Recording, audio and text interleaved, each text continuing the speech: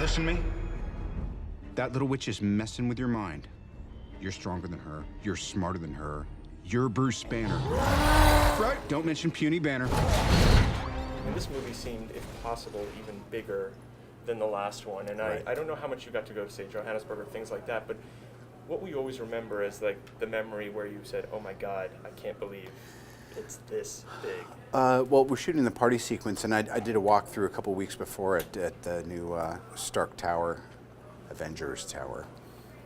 And I was just like, my God, this thing has just gotten banana cakes. It's so...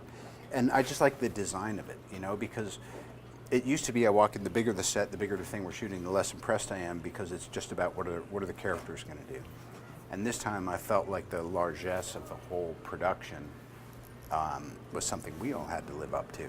And fortunately, with all this new talent like Aaron Taylor Johnson and Elizabeth Olsen, of course my old pal James Spader, being much more than the voice of Ultron, he really is a key character in the film.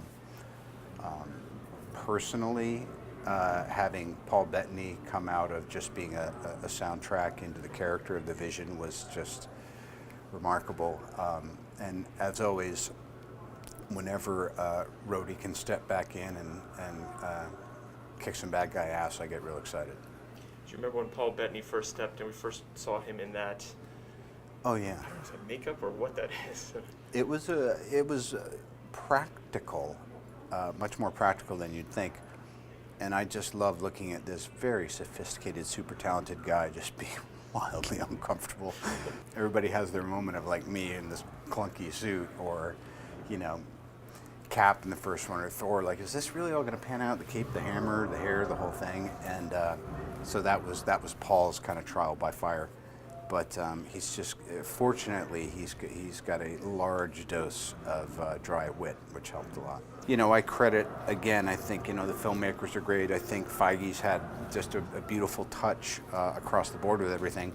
And then it comes down to us trying to execute well and having ideas and questions or thoughts, or sometimes just hitting your mark and doing what's right in front of you.